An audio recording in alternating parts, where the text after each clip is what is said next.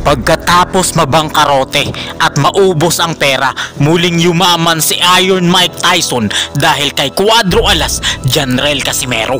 Alam nyo ba na si Iron Mike Tyson ay lubos ang paghanga at respeto kay Cuadro Alas, Janrel Casimero dahil $1,000,000 lang naman ang panalo nito sa pagpusta sa dihadong si Casimero. Dumayo si Iron Mike Tyson sa bansang China upang panoorin ang laban ni Casimero na siyang main event ng torneo at syempre sa dihado tumaya si Mike Tyson at yun ay si Casimero.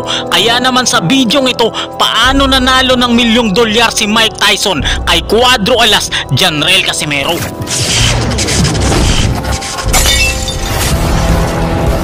Subscribe.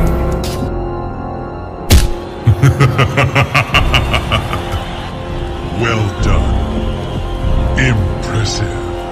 Isang napakalakas na liver shot ang brutal na tumapos sa kalaban ng napaka-underdog noon na si Casimero ang nagpatalon sa tuwa sa labis na paghanga ng isang legendary boxer sa mundo na si Iron Mike Tyson, na sinamba pa si Casimero dahil sa $1,000,000,000 na panalo, kaya nakabawi sa pagkabangkarote si Iron Mike Tyson dito. Sa pinakasikat na boksingero sa mundo ay si Iron Mike Tyson, ang tinaguriang the baddest man on the planet. Pinatumba, winasak ang matatangkad at halimaw na kalaban. May leeg at ulo na singkunat ng bakal na mas lalo pang hinasa at pinatibay ng pagsasanay. Ito ang patunay kung bakit naging malatangke ang leeg at pagmumukha ni Iron Mike Tyson. Pero may isang Pinoy din na bersyon ni Iron Mike Tyson. May napakakapal at kunat ng mukha. Sinanay ang kanyang ulo at leeg para maging singtibay ng leeg ni Mike Tyson. Ang tinaguri ang pinakamaangas na boksingero ng Pilipinas ay pinatalon sa paghanga ang the baddest man on the planet na si Iron Mike Tyson. Araw ng Miyerkules, May 25 taong 2016 sa Diamond Court Arena, Beijing, China. Isa sa pinakamalaking boxing event ang magaganap sa bansang China.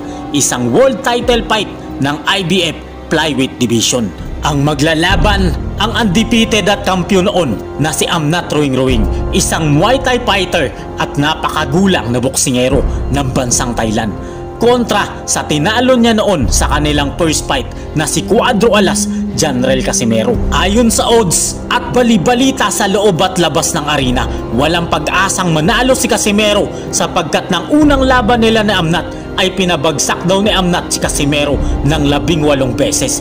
Ganito ka-underdog si Casimero at umabot pa nga sa punto na pag tumaya ka ng 100 kay Casimero ay tatama ka ng 1,000. Isa si Iron Mike Tyson sa naimbitahan kasama si Roy Jones Jr. at napakarami pang bilyonaryo sa China at iba't ibang panig ng mundo.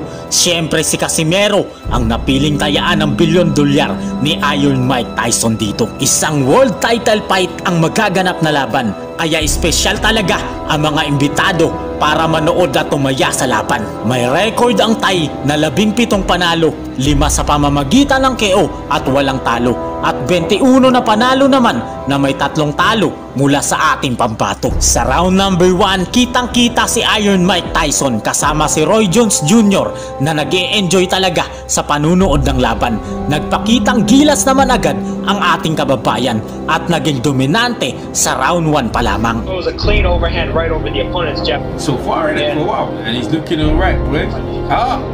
Kamara's he's landing the right hand. Oh, here comes the wrestling. Who you got winning so far? Yeah, I'm not winning so far. Tap on the apron right there. Good body shot. Good body shot. Yeah, Roman didn't like that one, but I gotta give him the round, and that's round 1 in the books. Mike Tyson's on hand, by the way, fight fans. Round number 2, pinag-uusapan ng mga commentators si Mike Tyson at si Roy Jones Jr. na nanunood sa laban. Kaya sa isip ni Casimero, kailangan talaga niyang magpakitang gilas upang talunin ang kalaban. Ringside, how come Mike Tyson are ringside now? Mike Tyson and Roy Jones are ringside because this is a part of the IBF annual convention.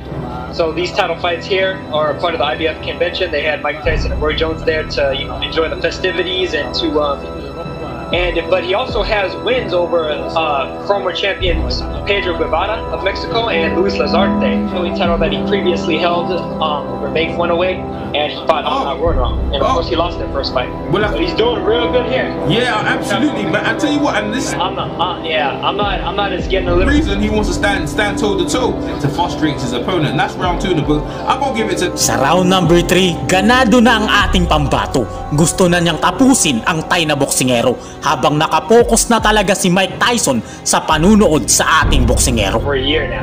Right now. Yeah, not right. Controlling the center of the ring, right. showing his ring generalship. He's trying to count in the future. And then there's also well, yeah, you know about that kid right there. That's the danger, man. Everyone's looking at the vision. Round number 4, dito natatapusin na Casimero ang kanyang kalaban. Pinakamapait na pagkatalo ni Amnat ang kanyang matitikman.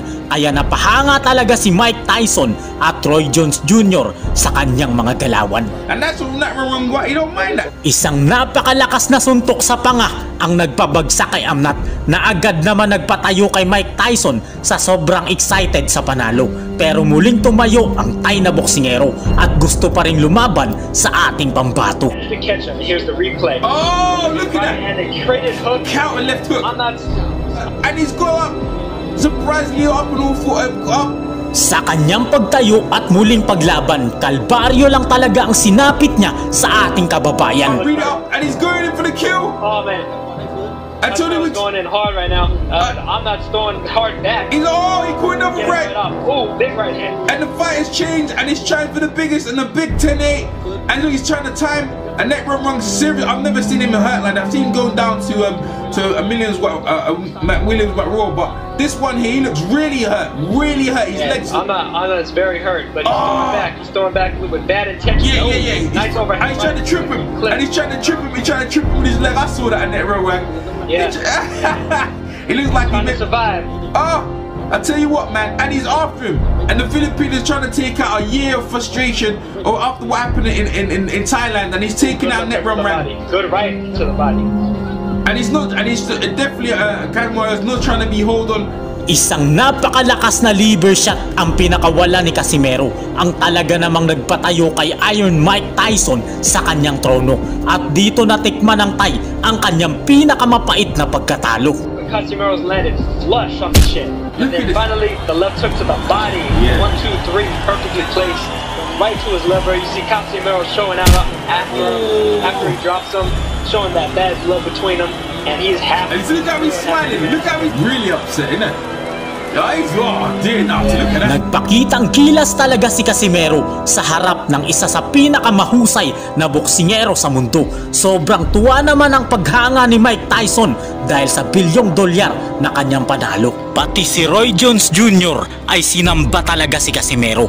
Napahanga ito sa Pilipinong boksingero, kaya niya ito binisita sa isang boxing gym. I got my little man with me now. I'm gonna make the champ out of him again. Trust me. I'm the baddest. I know the most. I'm gonna make the champ out of this one. Isang karangalan ito para sa isa pang alamat ng boxing sa mundo na inidolo talaga si Cuadro Alas, Janrel Casimero. At dito po muling nakamit ni Casimero ang pinapangarap na kampyonato at nakapagbigay pa siya ng karangalan para sa mga Pilipino. Pag may tiyaga, may nilaga, manalangin ka lang sa Diyos at kumilos para sigurado ang pagpapala sa iyo ay bubuhos. Amen.